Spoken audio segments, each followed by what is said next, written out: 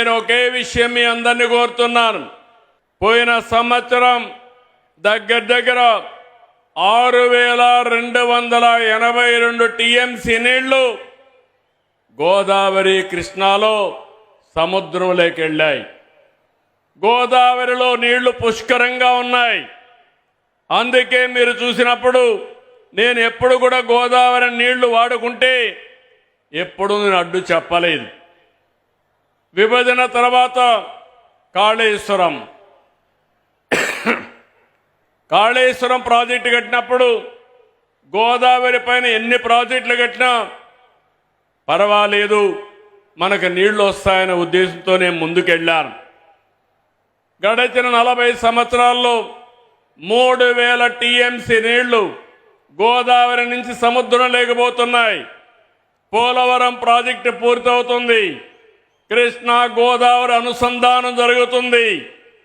నా జీవితంలో ఒకటే కోరిక, ప్రపంచంలో తక్కువ నీటి వినియోగం చేసే దేశం భారతదేశం.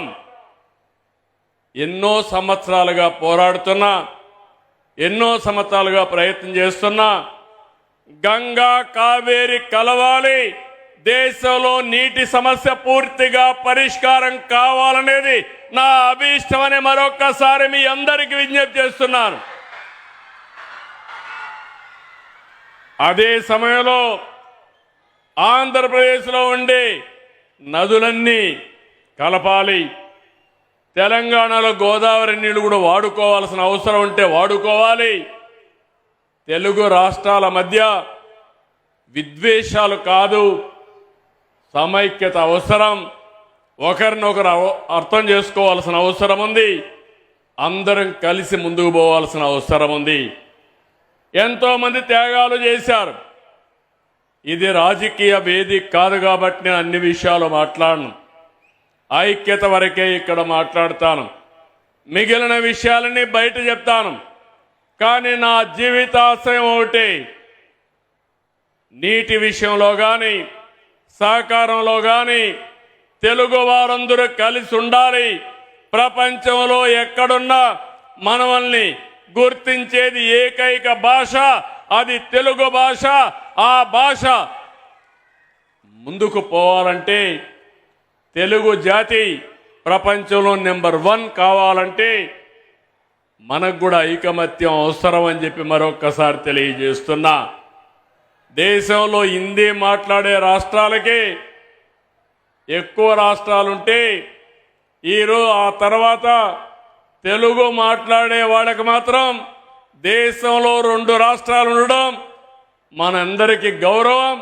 ఈ గౌరవాన్ని నెక్స్ట్ లెవెల్కి తీసుకుపోవాలంటే, ఒకప్పుడు ఇజ్రాయెలీస్ జూయిష్ ఎవరైతే ఉన్నారో వాళ్ళ జనాభా 1 కోటి కూడా లేదు. కానీ ప్రపంచం అంతా కూడా ఆర్థికంగా ముందుకు పోయి అమెరికాకు పోయినా ఏ దేశానికి పోయినా శక్తివంతమైన జాతిగా జూయిష్ ఉన్నారు.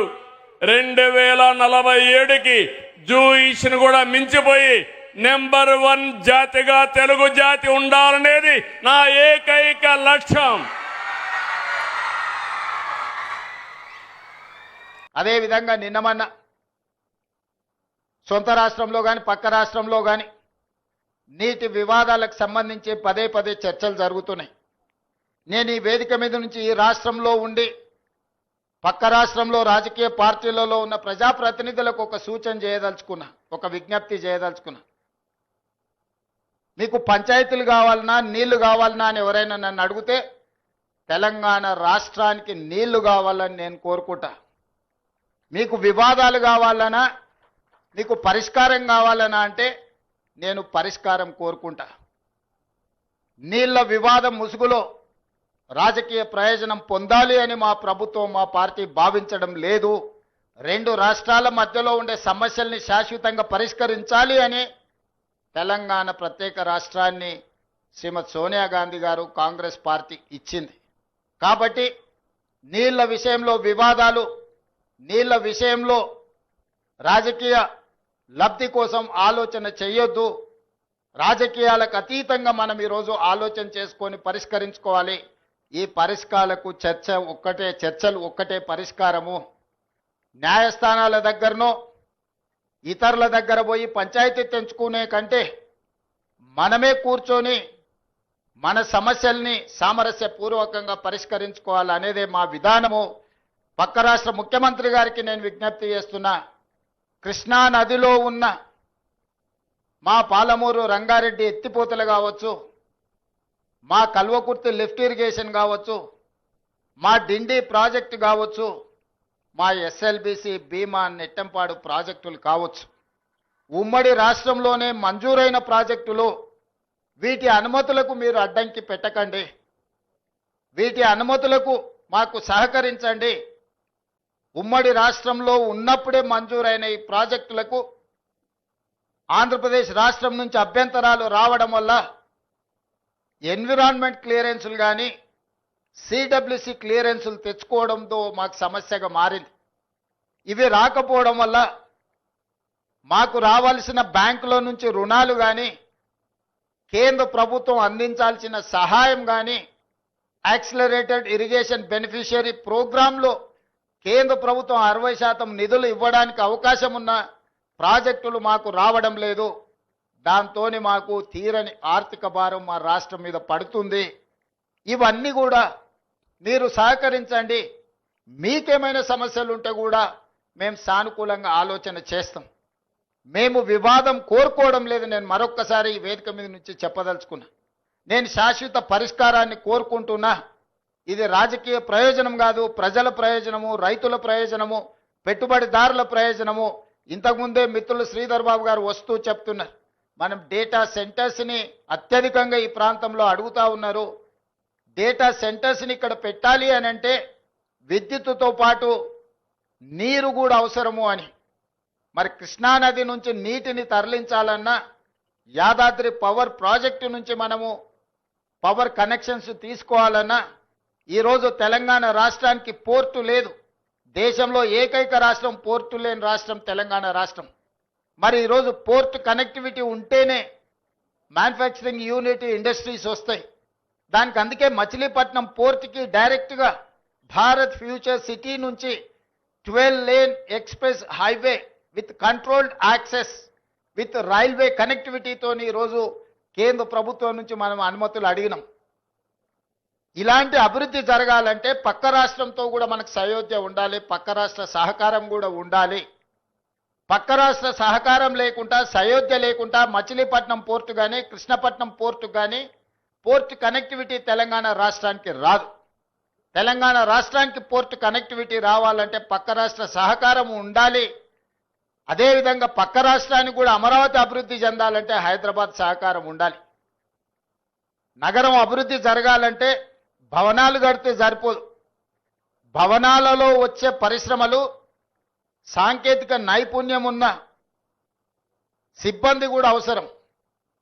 వాళ్ళు హైదరాబాద్ నగరంలో ఉన్నారు. అందుకే రెండు రాష్ట్రాలు ఇచ్చిపుచ్చుకునే ధోరణిలో ముందుకు వెళ్ళాలి. పక్క రాష్ట్రంతో తప్పకుండా చర్చలు కొనసాగుతాయి.